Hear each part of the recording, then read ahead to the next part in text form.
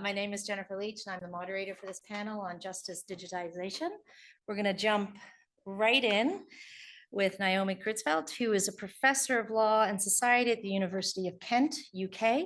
And I'm going to turn it over to you. Thank you so much. Can you all hear me? Yeah.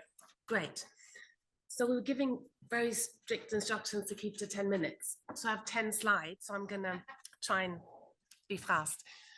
So the brief was to give you all a flavor of what we're doing to then hopefully engage and provoke discussion. So I'm going to talk to you about a project I'm going to start in a couple of weeks on how ordinary everyday people navigate digital justice journeys. So the project is building on a lot of work I've done and my interest in access to justice. And what interests me in particular is the whole layer of digitization that's been put over like a veil of the justice system. So whenever we talk about access to justice, we now have to think about the digital dimension of that access. And I'm quite interested in not how the system, as we heard just now in the keynote, is went digital by default overnight and what happened during and after the pandemic. But my interest is in how the ordinary everyday people actually manage that and how they find these justice systems and how they can navigate the digitalness of it. And also seeing, well, I agree that there's lots of benefits, but there's also lots of obstacles for people to access justice. So I'm interested in, I feel I have the luxury of 2 years of a grant and a project that I can step back and really take time and do observations and listen to people. So I don't want to have a massive representative quantitative sample, but I'm really looking at individual justice journeys and stories of people so that I can hopefully then identify narratives and make bigger claims. The context is, I'm doing this in the UK, and in 2016, there was billions of pounds invested in the digitalization. And as in most countries of the world during the pandemic, that just kind of skyrocketed and had to happen overnight. And lots of scholars have written about the benefits, but also warned us about the pitfalls of what we might need to look out for of not creating a two-tier justice system and enabling access to justice for everyone. So I'm quite interested in the more vulnerable users of this system. What do I mean by digital justice journeys? So I'm quite interested to understand how people make sense of this step of having to do this process online, even how to start the process, how they do it. I want to ideally test empirically through interviews and observations what the obstacles are to this, how the intermediaries are really necessary in these processes. And I'd also like to draw broader conclusions about the legitimacy of the justice system, what it means to have the digital there. And of course, it wouldn't be an academic project if there weren't theories to test. So I'm quite keen to understand more about legal consciousness. I'll talk a bit about that in a minute because I added the digital layer to that. I'm really interested in concepts of deservingness and resilience. And I noticed that the resilience was mentioned towards the end of the speech just now. So I'm interested in both how welfare states and systems identify people who are deserving of being helped, but equally maybe what the advice providers think of who is deserving or why they do their jobs. And then also I'm quite interested in what resilience in that context means. And I'm not quite sure, and I'd be very happy for anyone who has ideas of how to conceptualize that. And maybe it's something that might emerge from the interviews. But I just wanted to keep those aspects in the back of my mind. This is something I'm just going to put out there, that it's an extra layer of digital in the legal consciousness literature, where legal consciousness is about how people make sense of the law. And my claim is that now that we have everything digital, we need a digital layer on top of that to understand it, which my main argument is that suddenly we don't only need legal capabilities, but also digital capabilities to access the system. What the hell does that mean? So I'm quite interested in trying to understand the complex nuances of people's capabilities that are suddenly needed to file a claim, which you can't do anymore by just walking into somewhere and asking someone to do it or handing over a piece of paper. As I mentioned, I'm also interested in generally what people tell me what that then means for the legitimacy of a system and how important procedural justice is within that first step of trying to access a system. Then very briefly, I hope I'm still okay for time. My methodologies, I'm really excited about this. So I've got a couple of law centers, a citizens advice and law clinics in London agreed to be part of the project. And just last week, I spoke with an organization called Cook for Good. And they're based in King's Cross, which is quite central London. And they have chefs that cook for corporate events, and the proceeds of that then facilitate a space where people can go, and I think they have 400 people registered, where they pay a couple of pounds and they can choose 7 items of food. They've just installed computers, and they were very keen for us when we come, and I offered that me and my research associates could sit at the computers and talk to people what problems they might have. They might not even know that they're justiciable problems or not. So just get a sense of the feel of the community before we even know that we have a legal problem, and then go to the law center or law clinic. So I'm quite excited to have different sites that I'll be working with. And this is also my penultimate slide. So what my ambition is really to slowly uncover that veil of digitization and what it means for individuals. And I'm at this moment being very maybe naive or bold and saying, I don't really mind what problems there are that people come to these places I'm looking at, but it's more about how they deal with that digital element.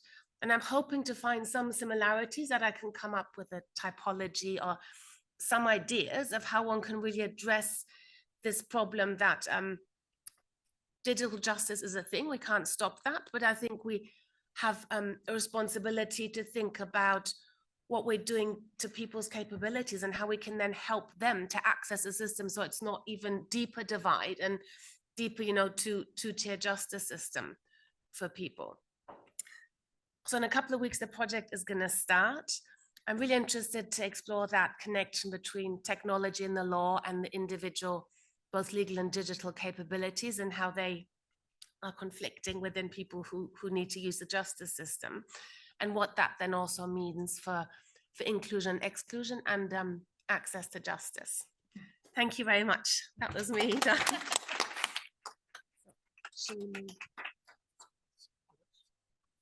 Yeah, okay. Okay, thank you, Naomi. Our next speaker is Erik Bornmann. He is the Director of Guided Pathways at CLEO, which for those from outside Ontario is Community Legal Education Ontario. And I'm going to turn it over to you. Thank you. That's okay.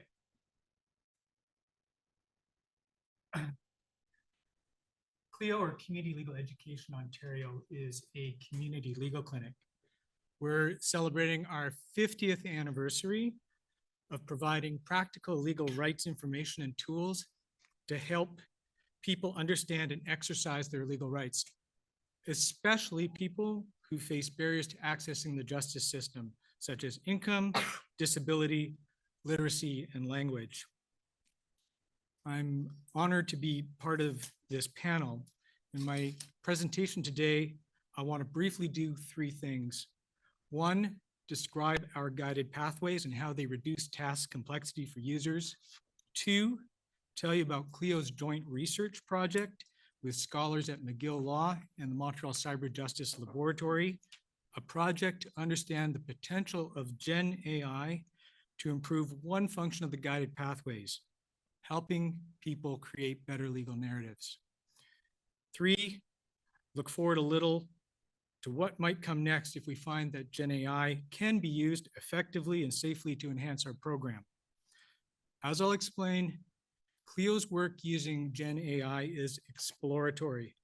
With our academic partners, we are testing, benchmarking, gathering feedback, iterating, and evaluating. It's in this spirit that I invite you to read our new discussion paper about the research project. It's linked in the conference program online, and wholeheartedly welcome your questions and input at this conference or at any other time. So let me briefly explain Clio's guided pathways for those who are not familiar with them. The guided pathways are online document assembly tools that help people understand their legal rights, complete court forms and other documents, and identify next steps like filing their forms with the court. Since their launch in 2018, these tools have successfully addressed a significant access to justice barrier, the complexity of legal forms. Pathways are decision trees. They ask users questions and populate court and tribunal forms with their answers. One of the advantages of the pathways is that their decision trees are designed to be intuitive. They don't always follow the format of the court form. They ask users questions in a way that would make sense in an interview or a conversation. Users interact with the pathways as they would with an interviewer, while the boxes on the forms are filled out in the background. Another essential feature of the pathways is that they're tailored to people's needs. A simple example would be someone filling out a divorce form who says early on in the pathway that they don't have children. In this case, they won't see any follow-up questions about child support. While the guided pathways excel at reducing task complexity, some of the documents they produce, like a claim or an affidavit, can sound a little stilted or disconnected. Paradoxically, the very question and answer process that ensures that users provide the information that's critical for them to make their claim or defense can detract from the narrative flow of their stories. This is where we think Gen AI might be able to help. We're currently testing the use of ChatGPT-4 to help users of our guided pathways write more compelling narratives for court forms and other legal documents. In a nutshell, our research seeks to reliably create better legal narratives using information collected by decision tree technology in combination with Gen AI. We want to carefully evaluate whether Gen AI can be successfully integrated into the guided pathways as an optional feature with appropriate safeguards. To illustrate the concept, we've developed a narrative generator prototype that helps hypothetical users of a guided pathway for making an emergency family law motion to explain to the court why they need the motion and describe their evidence, including a history of family violence, or such as a history of family violence. Clio has partnered with McGill and the Cyber Justice Laboratory to experiment with inputs and evaluate outputs to get the best results for users. We provide the Gen AI tool with hypothetical information by way of the guided pathway, which reduces the risk of Gen AI hallucinating. To date, we experimented with using different prompts or instructions to improve the Gen AI generate affidavit. We also experimented with using Gen AI generated questions, suggestions to improve or strengthen the affidavit. For example, if a user says there's a history of physical abuse, describing the types of abuse, the Gen AI editor tool might prompt for more detail by asking, can you specify the dates or periods these incidents occurred? We have found that the guided pathway decision trees are excellent inputs for Gen AI because they provide a structured representation of the data and organize complex relationships. To date, feeding Gen AI decision tree data in an interrogatory form has proven to be the best format for drafting narratives. In addition to the narrative tool, we'll be exploring using a Gen AI powered chatbot to provide users with real-time technical support and public legal information from the pathways. A challenging aspect of working with Gen AI is it never gives you the same information or same answer twice. Given this challenge, we're undertaking hundreds of tests and ensuing analysis. We want to create an evidentiary basis upon which we can make a decision as to whether the software can be used safely and effectively to enhance specific guided pathways. And I'd like to spend a minute or two looking forward if the software proves to be useful and safe. While outside the scope of our current research, there could be a review and analysis role for Gen AI to help people improve or add to information collected by the guided pathway. For example, in follow-up chats, the Gen AI tool could ask users for more details or explanation, check for internal consistency. The Gen AI technology could integrate that new information collected by way of follow-up chats to improve the narrative with every iteration. Recent versions of Gen AI, like ChatGPT 4.0, accept multimedia inputs, making it easy to imagine Gen AI also prompting users to find evidence of the facts they described and upload documents, photos, or video evidence supporting their case, and asking follow-up questions or suggesting clarifications that might help explain their case. Similarly, we can imagine future phases of an AI chatbot to support users on a continuum of deepening integration into the guided pathways. This might include a co-pilot feature, evolving to a proactive chatbot that would initiate conversations based on user behavior and context, but still following that guided pathway decision tree. It could predict user needs and offer help before being asked. It could include the option of an entirely audio experience, a verbal interview between the chatbot and user. It could replace our existing user interface, essentially appearing to interview the user. Okay, by now you can see I'm getting ahead of myself. It remains to be seen whether any of this can be done safely and effectively, but we're endeavoring to build a basis through rigorous testing, trial and error to answer that question. While the potential of Gen AI is significant, it's obviously not a silver bullet. Technology, of course, is no matter how advanced, cannot replace human judgment or empathy. It must be implemented responsibly, transparently, and with a diversity of end users in mind. While early tests are promising, we are mindful of the risks and challenges associated with implementing such technologies and the need for robust safeguards. In our discussion paper, you can read about the governance approaches we're contemplating. As Rodney Brooks, the AI pioneer and roboticist, puts it, at the end of the day, those who believe generative AI can solve the world's problems and those who believe it will only generate new problems. Oh, nice. Okay. So next we have Bonnie Hough, who is recently retired as the managing attorney of the Judicial Council of the state of California, where she focused on access to justice issues, and she is continuing to consult on a variety of these projects. So welcome. Thank you very much. And can I grab the clicker? Yes. Can you bring up the PowerPoint? Is that kiosk? Huff kiosk? That one. Thank you. Thank you very much. Great. Well, thank you so much. And I hope it's okay that I stand. I am talking about a technology that's pretty popular right now in the States, and encouraging everybody to get some information and to think carefully before investing in this. There are currently, so during the pandemic, with the rise of remote hearings, there was a lot of concern about what happens with the digital divide of people who are ordered to participate in a remote hearing, but might not have access on a computer, a phone, bad broadband, whatever. So Minnesota was able to get federal money and purchased and built 250 kiosks that were distributed throughout the state. And they did it amazingly quickly and have continued to work on that. And I think a lot of other states started thinking, well, maybe that's a good solution. And so I have been working a bit with Texas on their solution. They have 25 kiosks. So what are we talking about? This isn't what we had in 1999 when I worked on kiosks in California, where there were big sort of boxes. So now it's pretty much a computer with accoutrement.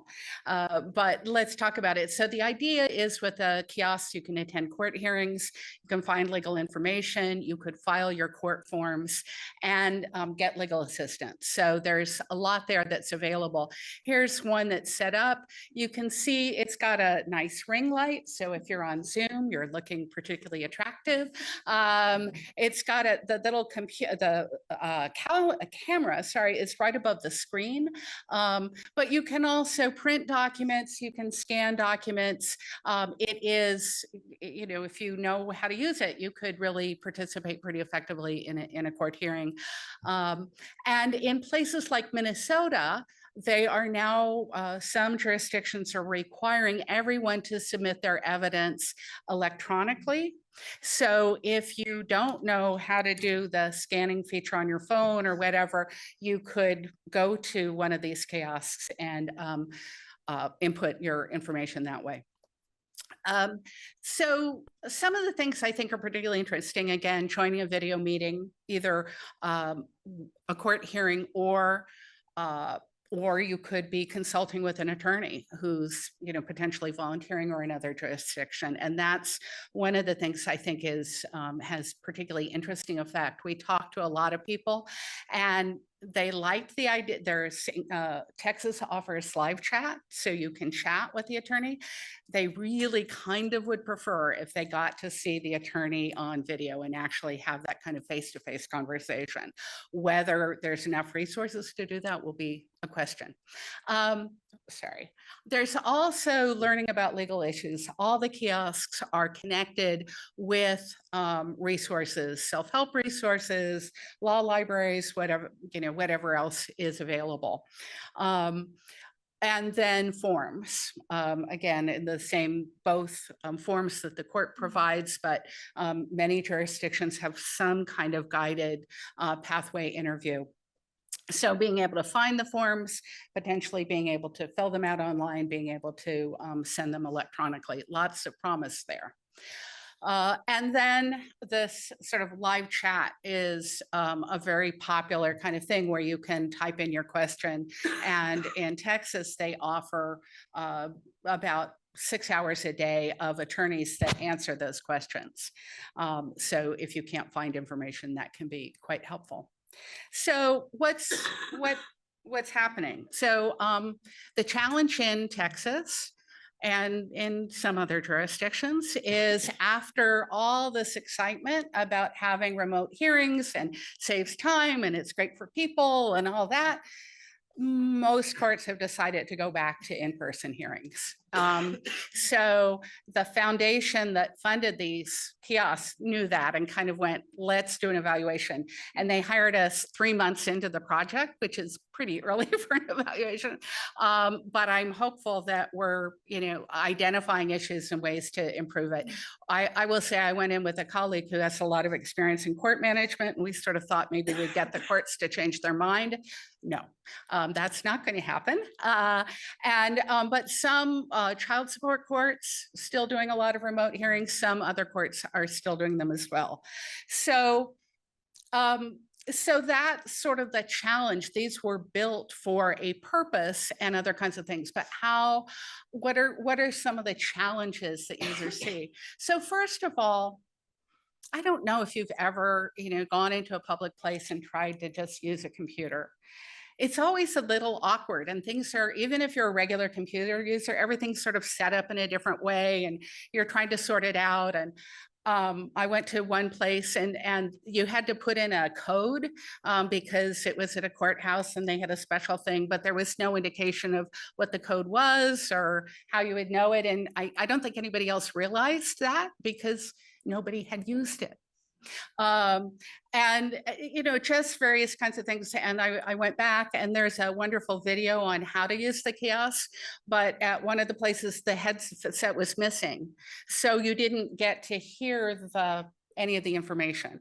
And again, if somebody isn't monitoring, checking, it's sort of, those things happen, headsets walk away. And so there's just that sort of challenge. There is challenge with legal language. Texas connects with Texas Law Help, fabulous self-help website, gets 5 million users a year. But people, again, when you're just sitting down trying to deal with it, were clearly kind of overwhelmed, and they've done additional user testing, and there's a lot of concern about terms that people just don't understand. And when you're at a public kiosk, there's also just the kind of time. I don't know that people sort of say, oh, I really want to spend 3 hours learning about my legal issue at a local, jurisdiction. So sort of a challenge. Privacy concerns. In user testing, a lot of people identified privacy as so you think about it, you're in a small town, you've got this kiosk, which is great because there's broadband here, you don't have it at your home. A neighbor walks by, why are you at the legal kiosk? What's going on? And often you can see the screen. I mean, you know, they've tried to do these sort of privacy things, but I've done enough work in rural jurisdictions that you know that people don't, there's always going to be a neighbor, right? Who sort of sees, oh, here's the car, here's something.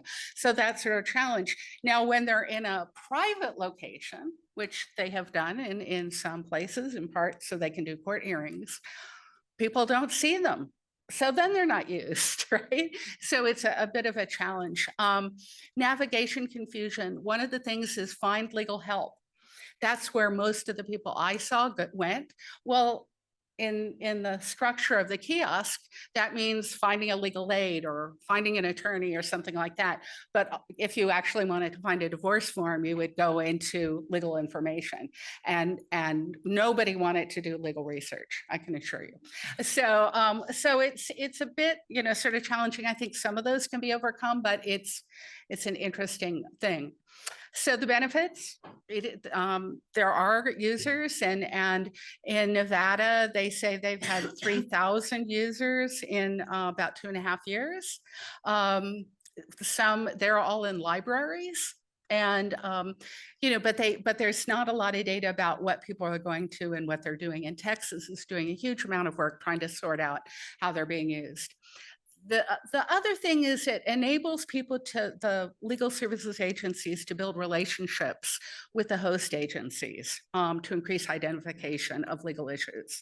So they're testing, putting them in a medical clinic.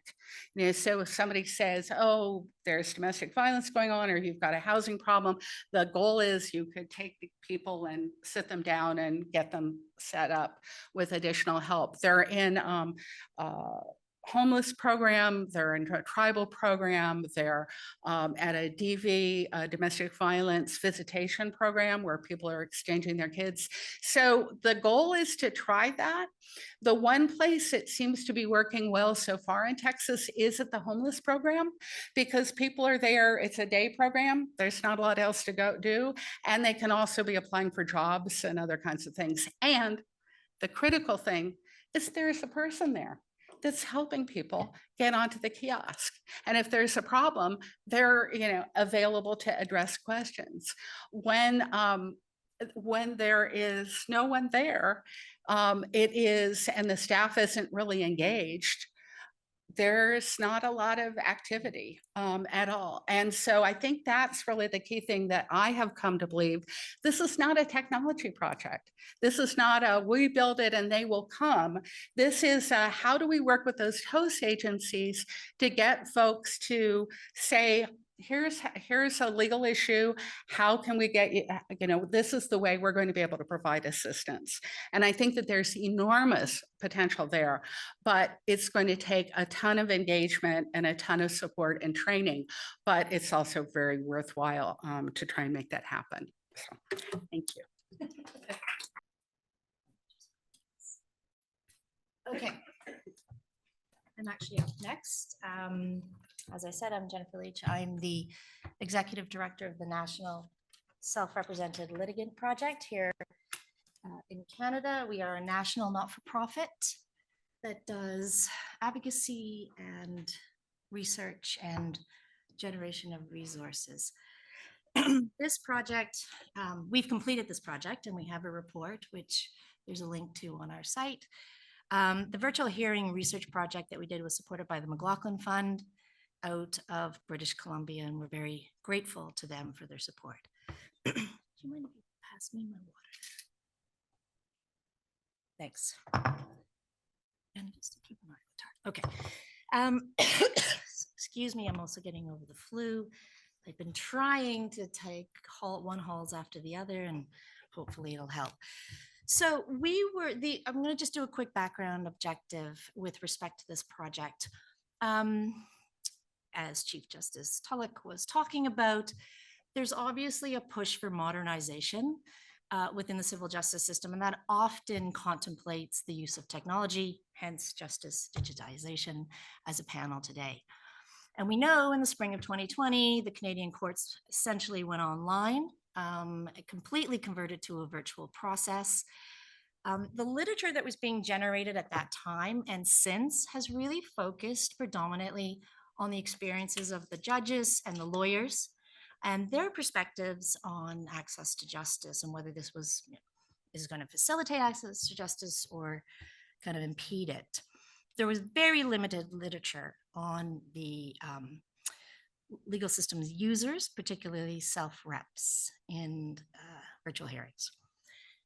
We know from the work we do at the NSRLP that really the experiences of the insiders to the justice system are very different than what I call the experience of the outsiders to the justice system, i.e. self-represented litigants. And so on one hand, we were concerned and thinking about the idea that virtual hearings might replicate existing barriers or actually create new ones. But optimistically, we were also thinking that it was an opportunity to think about sort of the organization of legal processes, maybe in different ways that would facilitate self-represented litigants' participation. I'm not going to spend too much time on methodologies. I'm happy to answer any questions you have. We did qualitative and quantitative. We did surveys and focus groups. Our surveys included demographic as well as sort of targeted information about the nature of proceedings, types of legal problems, etc. But we also left some space for a qualitative kind of discussion by the self-reps. So questions that were really geared toward their experiences. And the questions that we asked we're trying not to focus on the outcome and equivocating satisfaction with outcome, but really looking about how they participated in the process.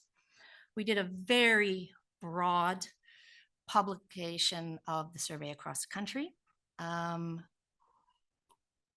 And we reached out to about 200 different organizations, including courts, tribunals, law libraries, academic institutions, access to justice initiatives, and individuals, as well as non-legal organizations working side by side with self-reps.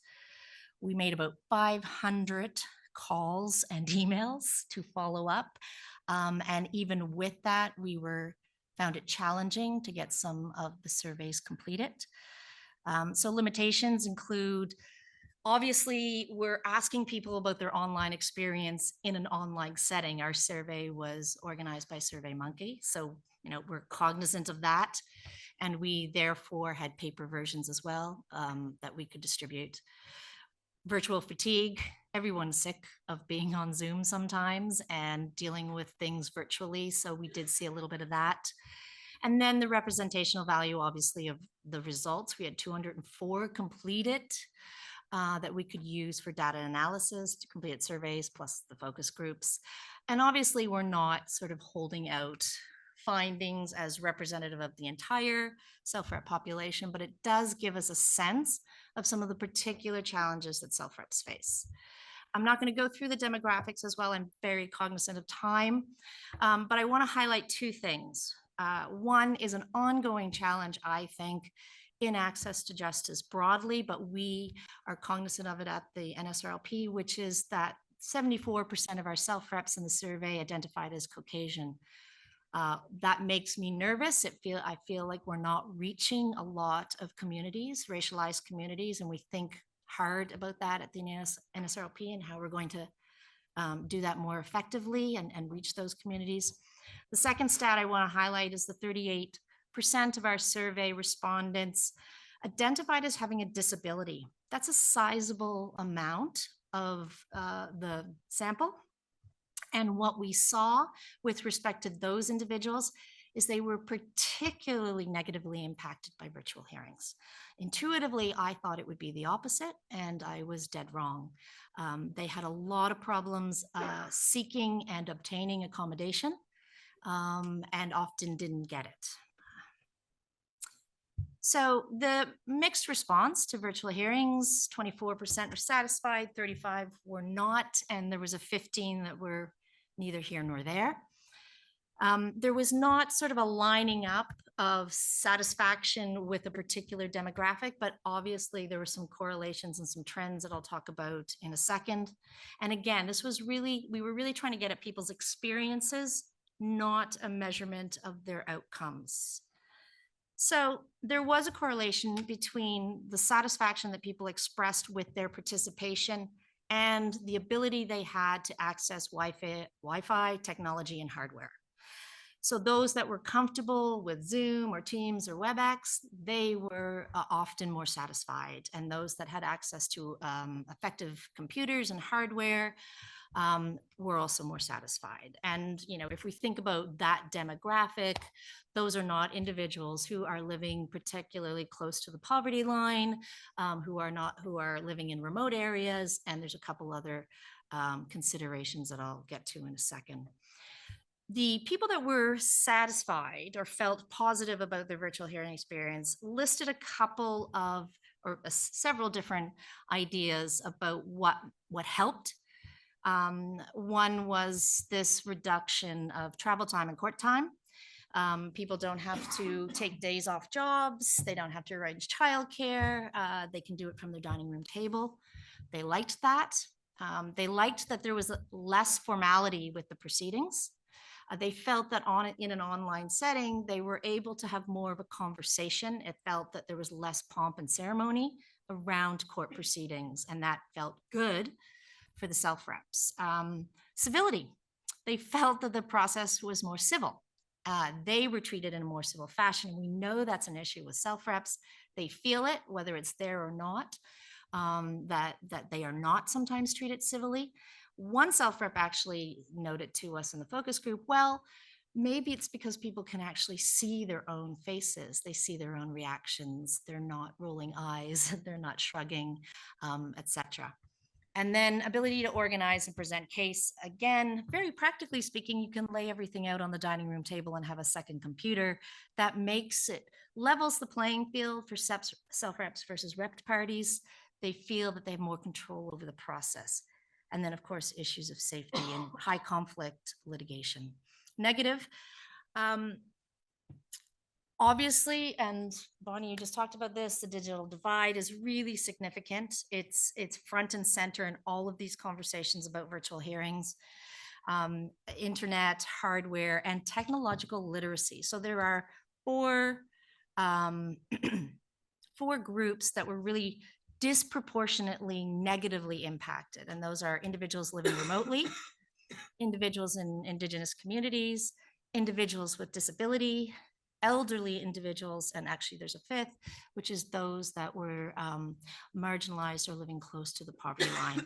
Obviously, don't have access to all of those sort of technological pieces that are required in order to participate effectively. And we noticed this sort of intersection of barriers. So for instance, elderly individuals living remotely, profoundly impacted by the digital divide. Technical challenges before and during. This really impacted people's perceptions of the process. So it's a high anxiety situation for self-rep anyway. And the idea that you're facing technical glitches trying to get on or stay on a virtual hearing just ramps up that level of anxiety. A lack of support and information. We actually had an undergrad student go across the country in terms of court websites, because what we were hearing is that there's really a broad range of access to information about virtual hearings on websites.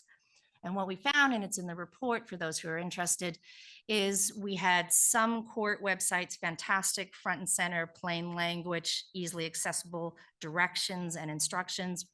Other courts, nothing. Notwithstanding that they're holding virtual hearings, there was nothing on the website about that.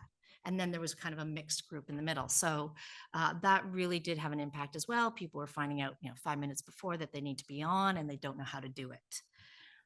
Old problem in a new context. This involves self-reps engagement with the other justice system participants, so insiders, lawyers, and judges mainly. And whether this is happening or not, there's a perception by self-reps that stuff is happening off camera with represented parties that they don't see and don't know. And it reinforces this notion of outsiders and not being sort of privy to the entire process. And then telephone hearings, worst case scenario, as far as technology goes, you have a self-rep on a phone you have a represented party in a virtual hearing with a judge in a virtual hearing. If you want to talk about disparity between parties, that's really profound. We had self-reps say, I don't even know what the person looks like who made a decision against me. That is problematic. So where do we go from here? Obviously, digital divide. I think we struggle with that right now. I've heard everything from we're mailing people phones and iPads, which is not necessarily a wholesome answer or a fulsome answer. So a need for triage and focused research on particular groups and their needs when it comes to virtual hearings, if we think they're going to maintain them. Yeah, I'm almost done. Transparency and accountability on this notion of insiders and outsiders, navigators. If a lawyer is sitting in an office, in a boardroom, they have access to the tech in their firm or even in a clinic, and the judge obviously has access to tech within his courthouse or her courthouse. There's nobody for the self-rep. And that's problematic. Again, you're reestablishing those disparities. Safeguarding McKenzie Friends. So McKenzie Friends, for those who may not be familiar, are the support persons that come to court with a self-rep. They don't advocate, but they're there to help with documents, take notes. A lot of times we were hearing they weren't allowed on the calls. Again, recommendations. I'm going to skip that right now because I think one of the most important things that came out of this for us is to reassert the need for research from the justice system user's perspective, particularly as it relates to certain groups being disproportionately impacted. And one, I think, is the research around self-reps with disabilities who are trying to access hearings. I think that's really crucial.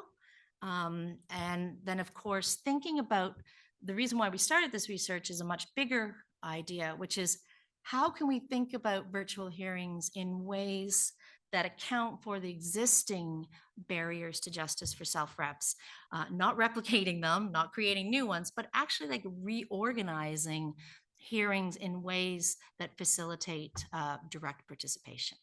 I'm going to end there. Thank you. Oh,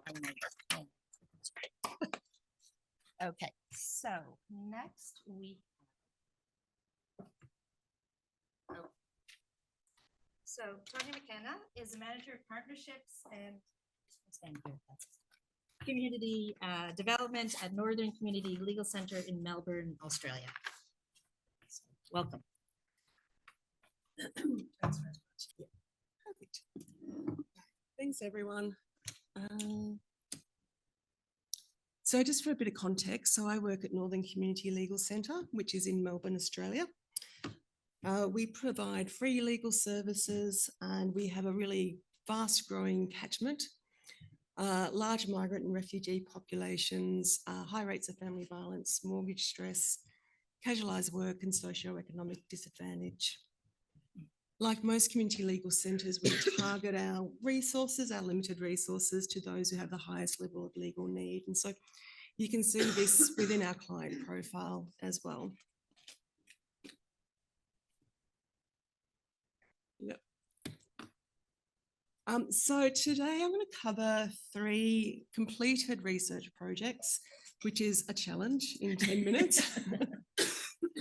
So what I'm going to do is just give you an illustrative example from each of these projects that will hopefully kind of highlight some of our findings and recommendations. So the first one was where we looked at the Barriers to Access project, where we looked at the experiences of migrant and refugee women going through the online navigation of forms to access a family violence intervention order. That's our terminology in Victoria for what you might call a protection order, apprehended violence order, restraining order, etc. The second project, we actually also had a look at the experience of remote hearings for family violence intervention orders from the user perspective. And so we're really keen to have a look at what impact that might have on safety and validation, participation, and awareness of next steps after a hearing. And the third one was where we trialled an interactive online tool for access to our legal service at Northern Community Legal Centre. So we really wanted to see whether we could get more and better information that's often quite sensitive information from our service inquirers that would also help us to determine, are they the ones who fit into our group of those who have the most legal needs and the most barriers in access to justice. So all of these were quite small projects, but they all had some really illustrative findings. We never set out to kind of examine digital themes, but it just kind of happened in terms of what was coming up for us in our casework of what we were doing at the time. So my first example is Karam's story. So Karam is newly arrived. She's experiencing family violence. She goes to a local family violence service. They tell her she can apply for a legal order to help keep her safe, but when she attempts to complete the online form, she struggles to understand how to describe her situation. And Karam comes from a country where there's not actually terminology for family violence, and this form's asking about different types of violence and also using legalistic jargon, and it's just impossible for her to do. Luckily, the website also says if you need help, go to the local court. So that's what she does. When she gets there, the registrar just gives her an iPad with a link to the form. She says, I can't do this, I need more help. They send her to the local police station, who's not particularly thrilled to have Karam come in for help seeking with form filling. So they again say, here's the link to an online form. She says, I'm really scared and I need help. They don't give her an interpreter. She can't explain why she's in so much fear.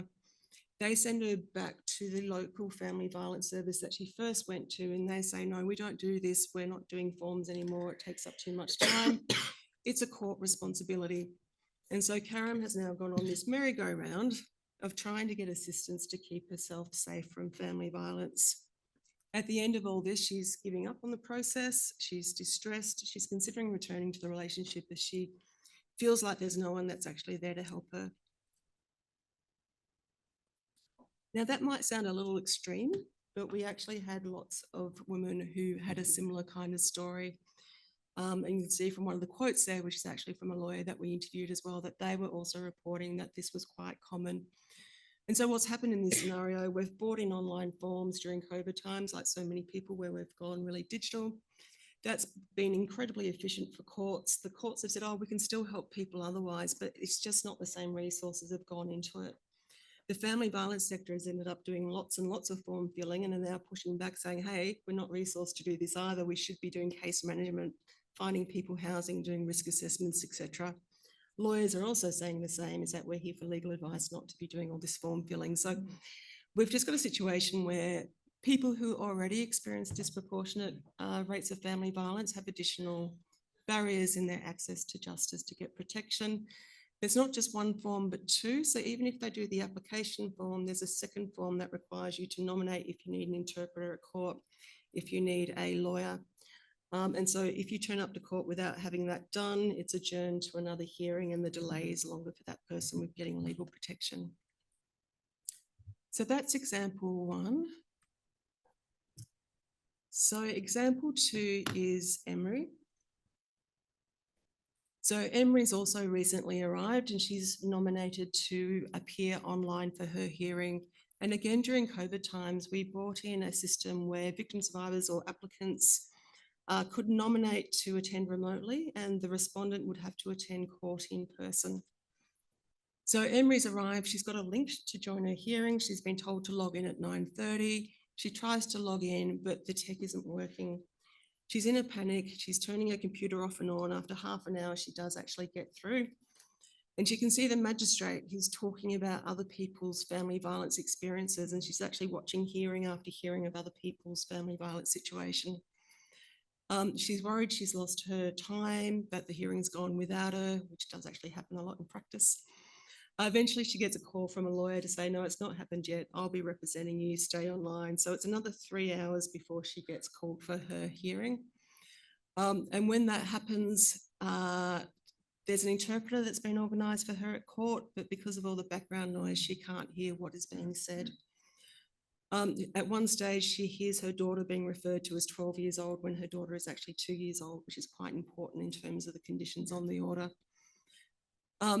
All of a sudden, she's waiting for her turn to speak, but she's not even acknowledged throughout the hearing. She feels a lot like a bystander and not participating in the process. All of a sudden, they've moved on to someone else. They're talking about somebody else's story, and Emery's not knowing what's happened, where she stands, is there an order, what the conditions are, etc. One of the important things to frame this in is that when we interviewed women about their experiences, they overwhelmingly said that they would so much rather attend remotely than in person. It was still traumatic, but attending court in person against the other party is incredibly traumatic and a high level of fear. So we actually see this as an important reform that increases access to justice. It just needs a whole lot of work to get it right. One of the big concerns was that lawyers were telling their clients that they'd get a better outcome if they attended court in person. And there were some magistrates, not all, who'd made comments along the lines of if they were really serious, they'd actually come in person.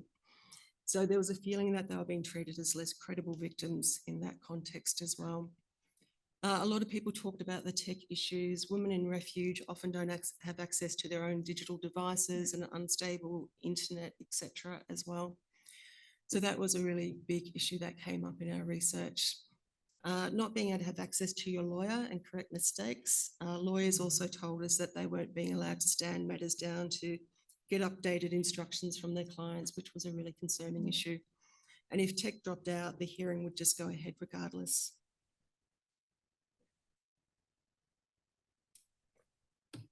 So third example is Amira's story. So Amira's husband threatened to take the children and to have her student visa cancelled after she left the relationship. When she received a letter in the mail, Amira was also worried that he was taking out loans in her name as he had access to all her ID documents. So a couple of legal issues here. We've got family law issues coming up in relation to the kids, migration law issues, and there's also some issues about the fraudulent debt that's being experienced. And in our digital world, it's very easy to take out loans on with other people's names if you have their ID documents. Amira tried to go online using our wonderful interactive online tool that we had developed. She struggled to fill out the personal information. English is her second language. And when it came to the type of legal problem, Amira didn't recognise any of the categories that we had there for her to tick. So she said none of the above, at which point the whole form disappears and she's taken to an umbrella site that lists a whole number of community legal centres, including ours, which is very confusing for her. Luckily, Amira just phones us directly, and we found that so many people trying to fill out the form did just that. Kind person answered the phone. Amira was able to explain her situation with a telephone interpreter that was bought online. We were able to make sure we had the lawyer with the right type of experience to prioritise her legal issue so that we knew which one to address first out of the few that she has. And we also had a really targeted referral for her to go to a support program for migrant women experiencing family violence. So this kind of highlights some of our learnings about the online tool. There were quite a few benefits, and I won't go into all the benefits and cons because I don't want to take up too much more time. We certainly found that the migrant and refugee community were less likely to use the tool, even when we had it translated, which was interesting. And we found that for people in crisis, they really need that reassurance and to be able to explain their story properly and to know that they had an appointment and when they had an appointment and how that fitted in with what they were doing.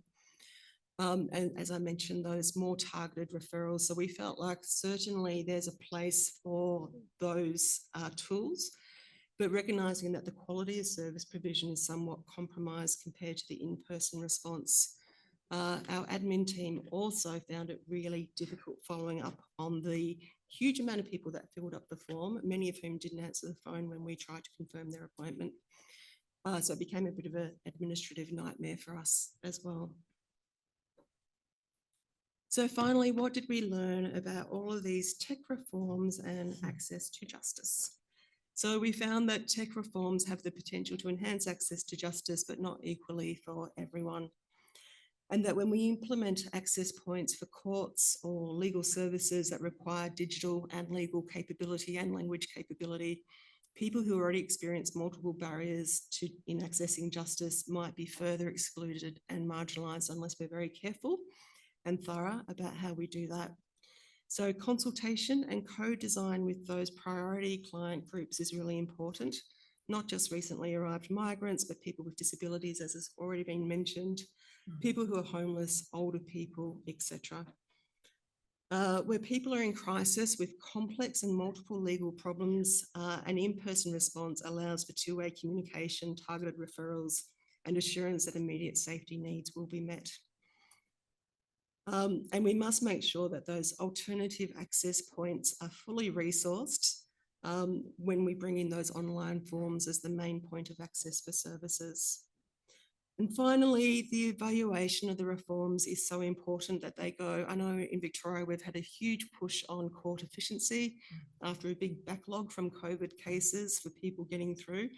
But we really need to do, as has already been highlighted on the panel, that, that user experience, the qualitative experience from people from diverse communities, so that we can look at the impact upon access to justice and the impact as well upon legal outcomes for our clients.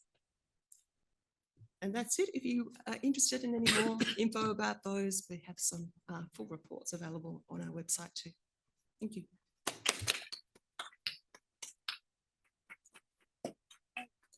Okay, so finally, last but not least is Judge Thumma on the screen.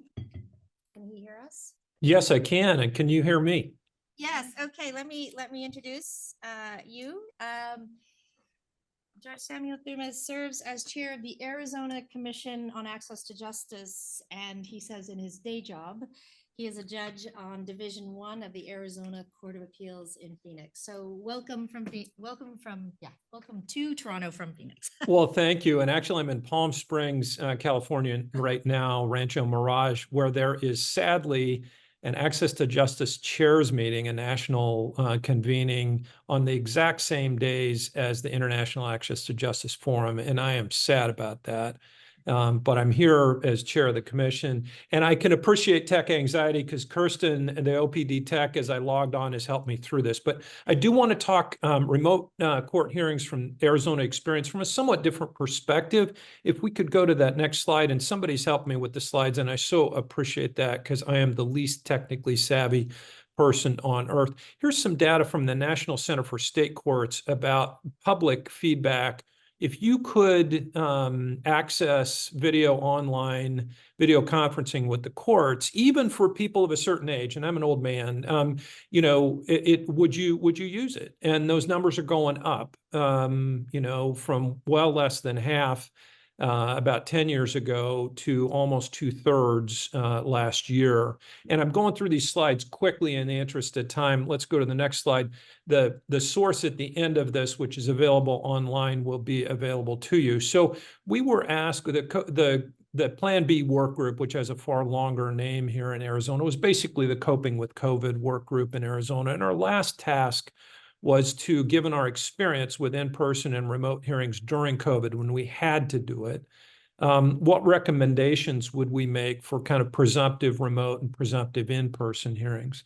And we did that. The next slide, if we could. This is an example of what runs about 11, 12 pages in our final report. Recommendations for all case types in all trial courts around the state. About how they might be held remotely or might be held in person. That was the ask by our Chief Justice, and we provided that feedback. Let's go, if we could, to the next slide. So that report was adopted by our Arizona Judicial Council, the policy setting body of the branch, more than 2 years ago, adopted by the Supreme Court then, and then implemented throughout the state about 2 years ago. Then the follow-up analysis in December of 2022, well, there wasn't much to say then. So we kept, asking some groups, not all, some groups about their impressions. Let's go to that next slide.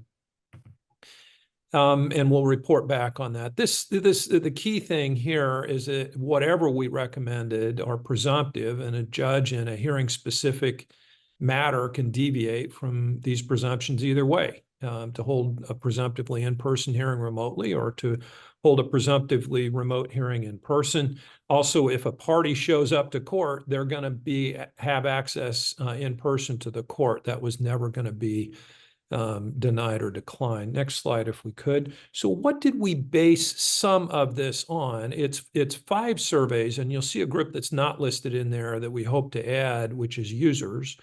But we did a good old-fashioned telephone statewide public survey in 2021 when the COVID cloud was still there. Same thing for Arizona attorneys, same things for the judiciary. There aren't many judicial branches that do surveys of the bench. So we did those in 21, and then we repeated the 2 identically for Arizona attorneys in 23, and then modified the questions for the bench in 23, just because COVID by that time, we hoped, was behind us. Next slide, if we could. This first one is a public survey. Do you support remote video hearings and other online court services? That's the telephone randomized survey of 500 people when COVID was active for sure. About nearly 70% supported that in some respect. So a good sign, consistent with what we're seeing from the National Center for the State Courts. Next slide, please. This is a survey of the Arizona attorneys. And again, a compare and contrast, the yellow in 2021, the blue in 2023. You see the end numbers below, a lot higher return rate in 2023. What are the advantages or benefits of using online video conferencing? Travel, productivity, less cost, and increased access to justice and other things. That was the perception. 19 out of 20 attorneys indicated it reduced travel time. Next slide, if we could. So again, survey of attorneys, based on your experience, what steps would you suggest legal practitioners do to make it effective? And then if there's a way to hit, there should be one visual. The one visual in this slide deck should come up if you hit below. I don't know if that's possible, but the column on the right, oppose, limit as much as possible, right? There should be a big fat arrow that kind of comes down there. I don't know if that will work with the way we have the deck set. There we go. This is the immovable object, right? In 2021, 7.2% of the attorneys said, hey, just go back to how things were in January of 2020 before COVID hit. In 2023, that 7.2 number had rocketed all the way up to 7.9%. So, which I thought was a good, high single digit sort of immovable object, folks that are just not interested in using technology for anything. A number not to be overlooked, but not a wildly large number, I was thankful. Next slide, if we could. So surveys of the judiciary, based on your experience, what benefits have litigants, attorneys, and other court participants experienced? Pretty consistent here from 21 to 23. Increased safety, that went down a fair bit, the third column to the right, but pretty consistent and solid from the court's perspective of how the users were benefiting. Again, not saying that's how the users felt that, but from the court's perspective. Next slide, if we could. So what kind of, hearings are more effective to least effective? And no big surprises there. Status conferences, pretrial motions, oral arguments toward the high. And then jury selection right at the bottom, the least effective. I think that sort of confirms some intuition that we all had. This also covers 2 different groups of trial judges, general jurisdiction superior court trial judges, and then justices of the peace and city court judges. So that's why, for example, initial appearance criminal, about half thought remote hearings were good. Those would be general jurisdiction judges, initial appearances, civil traffic, way to the bottom, 30%, initial appearances, evictions, 25%. Those would be a limited jurisdiction sort of bucket. So that difference, just based on the nature of the court, was significant and something to keep in mind for sure. Next slide, if we could. So based on your experience, how frequently do you find it necessary to deviate from these presumptive in-person or remote proceedings? We were delighted that almost none of the responses, maybe 6.5%, 7%, said that they frequently needed to, otherwise occasionally, rarely, never. So that suggested that the group that I was at the table of, but that set in these or made these recommendations for remote or in-person hearings, kind of read the room fairly well from the court's perspective. Again, a survey of the judiciary. Next page, please. or next slide, I apologize. So how is the ability of responding parties to make appearances using remote technology changed appearance rates? So, you know, throughout, technology is viewed by the courts as either not changing or absolutely increasing appearance rates. The N number of 387 in 2023, almost half of the judicial officers or the judiciary that responded thought that allowing remote appearances increased appearance rates. Less than 5% in that survey thought it decreased appearance rates. One more slide then. So I've heard when COVID was so strong and we were having to appear remotely, hey, there's no data on, you know, whether allowing remote appearances helps appearance rates or it doesn't. Well, this is data showing that it does.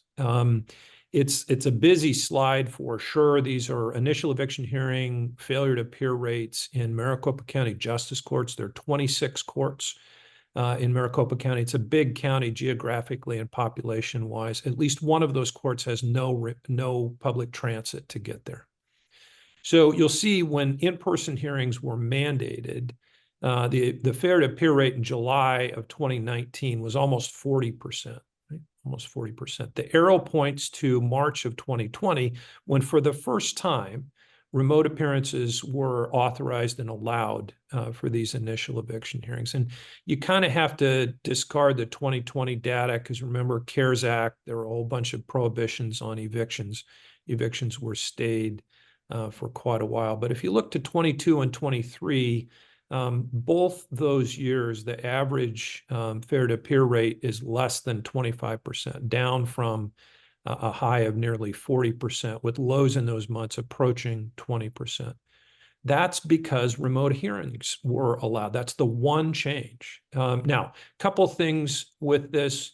The data in 2024 is trickling up a little bit, I think, because some assistance programs have expired and there's a perception of futility there.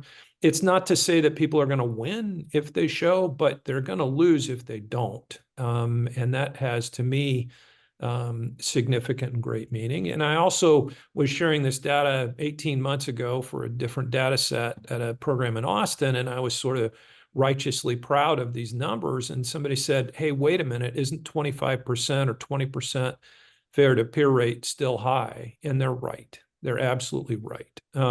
But one change in technology in a demonstrable way with some data-based information from Scott Davis at this court system shows how we ought to think about how technology may be able to continue to help things. Next slide, if we could. This is the publication of all these surveys that I mentioned. It's in the SMU Law Review Forum. If you type that in, it's available for download for free. We published it in September, just this last month. And it contains, warts and all, the responses to these surveys done both of the public in 21, of the bar in 21 and 23, of the bench in 21 and 23. My hope is that we're able to do some surveying of participants. We haven't done that. We need to. But my hope also is we're able to replicate the surveys, at least of the bench and the bar, in 25 to get, again, some kind of horizontal stats on what we can do better. So it's a privilege to be here. I've learned so much from this panel already. I want your slides for sure. And thank you for allowing me to join remotely.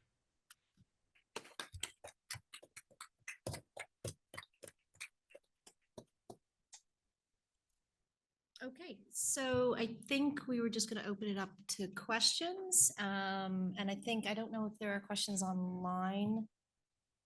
I think they were, oh, yep. Daniel.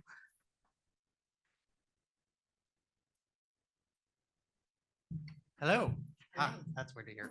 I'm Daniel Lescott. I'm doing my Master of Laws at Osgoode. I'm also with the AI Risk and Regulation Lab.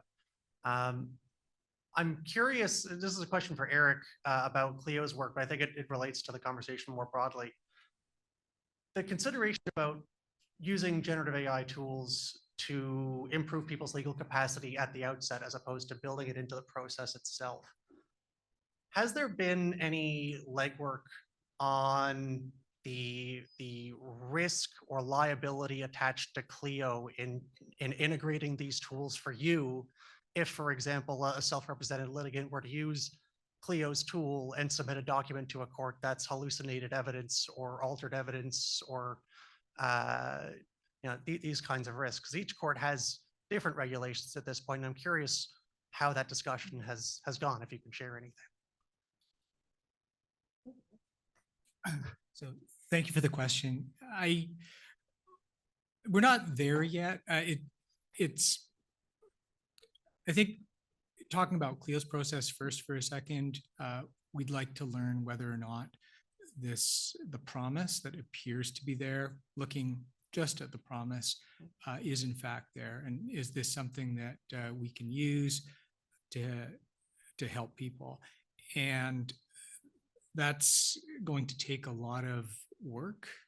And when we get through the other side, if we find that this is a help, there's more work. And there are considerations around security, around privacy. And I think by the time we're done, we'll probably have a more fully developed regulatory landscape around AI. There's lots of legislation that's being contemplated, and the Law Society is thinking about this issue. So I think once we know what we're working with and what it is that we'd like to get in front of people, we'll be able to sort of address that question. But we're obviously looking to limit liability. Thank you.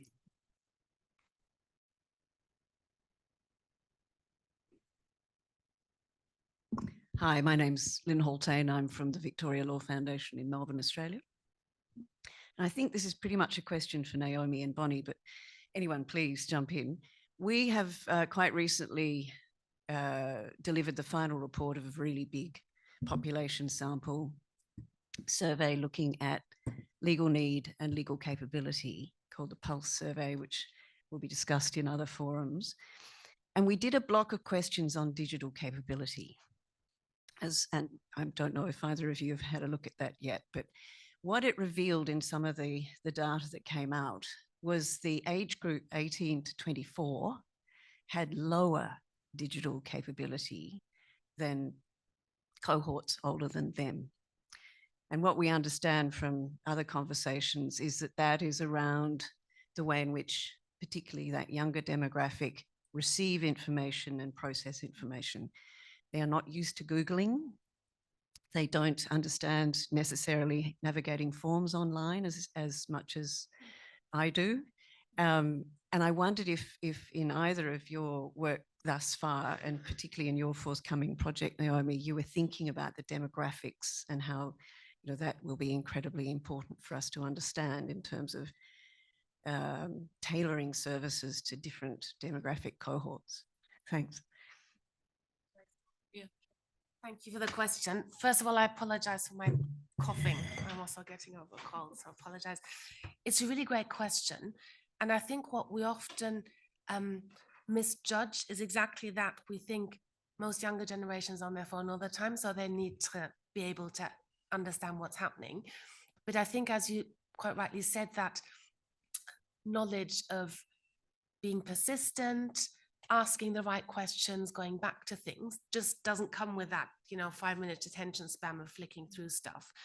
So what I'm going to do in my project, I'm just going to observe who actually comes to these places, and then focusing very much on the role of the advisors and how they helped online, and then hopefully going deeper into looking at the demographics, getting a broader coverage. But my initial instinct is I'd really like to know what are the issues with people who might be actually quite legally savvy, but digitally just not capable. And then they suddenly get vulnerable and don't even quite know which button to click. And that then prevents them from being able to upload a bundle, or they might not have the software to create that bloody bundle because you need to have some software that others might not possess. So I think it's really important to look out for. And it also demonstrates the endless layers and nuances of this vulnerability and complexity. And I think before I hand over, the last thing that I also work a lot and think about vulnerability, that when the digital comes into it, like everyone has a certain level of being vulnerable because if it's a problem about them. So I think it's much easier to help others and be quite confident.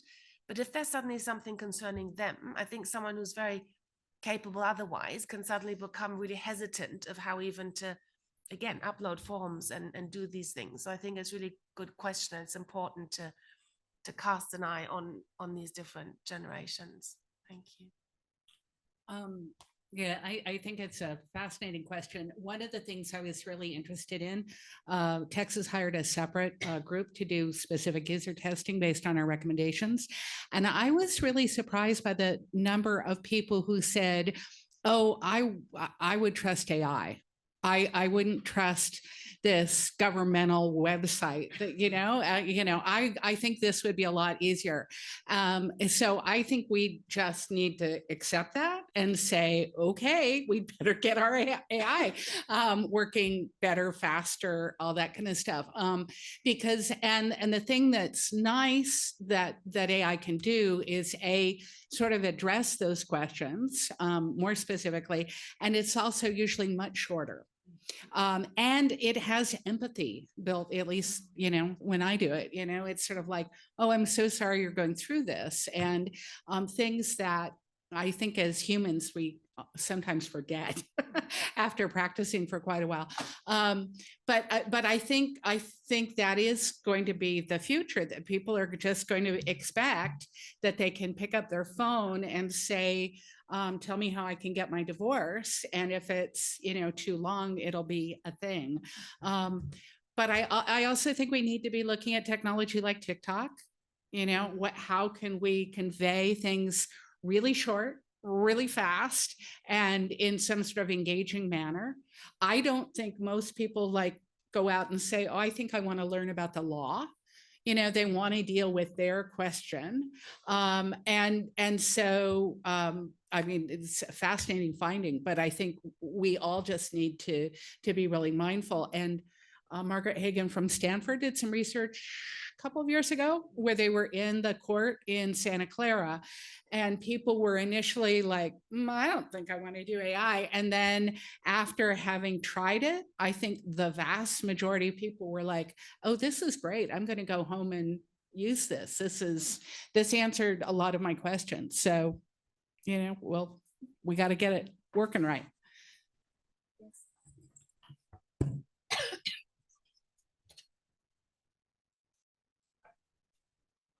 Sure.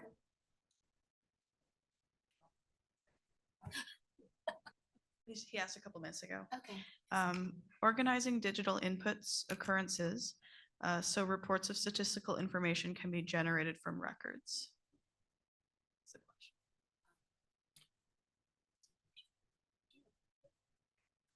Organizing digital inputs, occurrences, so reports of statistical information can be generated from records. Well, I have a theory, and so again, Texas has hired this firm that tracks every single website that people go to, and it was developed for employers to check and see where their employees were going. And it has, they're having to do a lot of work to really take a look at that data. But I think, again, all of that and then processing it with AI, because no human being will realistically be able to do that. But I think it'll be so helpful to see the queries that people are using, the way they're thinking about it. Again, folks have used Reddit or other kinds of tools, like how do people actually ask the questions? And do we seem to be getting them to the answers that they want? Will be incredibly helpful for all of us as we're writing and developing and having some sense of that. So I think that we can use the digital information, but it's not going to be cheap or easy right away.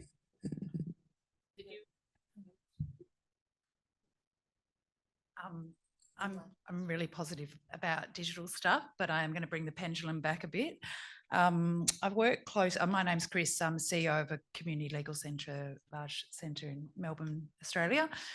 I've worked for many years in the north of Australia with remote communities, so I was quite, I understand all the limitations around capability and capacity, and then obviously COVID brought us into a new realm. One of the programs we run is to do employment law, and a lot of our tribunals and jurisdictions have online forms and things like that. We have an outreach with the Fair Work Commission, which is our commission in Melbourne, and all of the referrals that come through that are people who've gone online, made applications under the employment law, obviously jurisdiction, and done them poorly. And there's some really tight timeframes around employment litigation in Australia. So 21 days for the two major streams, and there's also a jurisdictional argument. So my question is about who's responsible. So we're charging ahead with all of this sort of ideas around AI. Obviously, I know Tania's worked really well. Who's responsible for going? We're kind of not being a little bit more thoughtful about the speed of which we're approaching it, because organisations like mine are now picking up the work of people and using very limited resources to sort of go back and unwind things that have happened. And there are also people, and this is the access to justice question, is that are actually finding themselves in situations where they've lost their legal rights because they've misstepped along the way. Broad Thank you for that. I'll shamelessly plug the paper in the program. The last third are our thoughts on AI governance, because it's a very important topic and it's quite a bit different. So at Clio, we deal with a lot of personal information with the guided pathways, and all the principles that are of great import in data protection. A great many of them are tested by AI, and AI is almost in conflict with many of those ideals. And so the governance piece is important, and I think we're all learning about how to do that. I was, as Tania was speaking, I was telling you about our guided pathway for emergency family law motions, which sounded an awful lot like the form filling tool that wasn't doing so well. I would say that these online tools, like in-person services, I would add, exist on a continuum from helpful to unhelpful. And it's been encouraging for me that these conferences over the years are starting to move more and more to, what are the details that matter? How do we do this right? Because there are many small pieces that make a colossal difference in how the people who need these systems experience them. And so, for instance, the guided pathway that we developed, we had initially thought this was a type of process that we wouldn't touch with the guided pathways, but it was organizations in the family violence sector that said, no, there's absolutely a need here to help with this type, and we need something that's going to fit well with our live services. And we worked with them and consulted with them, and they led our design process. And we thought a great deal about task complexity as we going through. So everything's presented in plain language. I'm happy, I'm happy to say that, nobody's going to click on a button and sort of be booted out of a guided pathway in that experience. So the form filling part of the exercise remains a priority. And so these tools can be a big help, but again, there's a lot of work that needs to be put into the details and conversations in places like this about what are the parts that are going to help, and what are the aspects or characteristics that are going to make these actually part of the problem or make the problem worse. I know we're short on time, but the short answer to that is we're all responsible to that. And that's the confounder, though, because if everyone's responsible, then it's fair to say no one is responsible. But there are analogs too that I think can be useful in this space. With when e-filing became a thing, it wasn't just the courts, it wasn't just the advocates, it wasn't just the large dollar civil cases that drove that bus. With digital evidence, the same thing. You need to get a team that of disparate perspectives, different points of view, but that deal with the continuum of where a legal issue begins and where it can end, and to make sure that you're all pulling the same oars. One final thing I'll mention, our Access to Justice Commission has some really deep thought leaders, smart people, creative people. We don't have any self-represented litigants at the table. Isn't that a pretty important voice in this realm? So when you're developing a new technology, to have folks that are actually going to use it, being at the table as you're developing it, and use it however you define that's critically important from my perspective, because a lot of times with technology you get one chance to get it right, because it's resource intensive. And by getting it right, I mean getting it largely right. And if you don't, do something good on that, set it up to succeed as best you can, it's a lost opportunity. Can I just add one other thing on this? And that is, I've done a fair amount of work on clerks providing legal information. Sometimes they get it wrong. And the case law that we've looked at in the States is the courts set it aside and, say, okay, let's just fix it. And I think that we as a system need to be looking at, okay, there was a default, AI, let's set it aside, let's get it fixed. And to start moving away from it has to be this way and you're held to the same standard and all that kind of stuff, and start saying, we're in the business of justice. And sometimes, there are contradictory things in terms of deadlines and things like that, but start saying what we're trying to do is get people through the system. There will be glitches, there will be challenges. We can figure out how to fix a lot of these things if we don't just say, that's it. If I could just make a point as well, and great question, Chris. With the example I had about the online forms for family violence intervention orders, so pre the online form system, you could go to the court, they'd make an appointment for you, they'd book an interpreter, they would help with the form filling process. And I just think that we need to just keep advocating that there needs to be alternatives for those who can't access the digital models, and it needs resourcing. So whether it's a family violence service or a legal service that's doing the employment law, or whether it's the court, but there does need to be responsibility allocated somewhere. That's part of our ongoing advocacy and getting that evidence to show why it's an important part of access to justice. Final note, I think this panel is finished, so thank you very much for listening to us for the last hour and a half.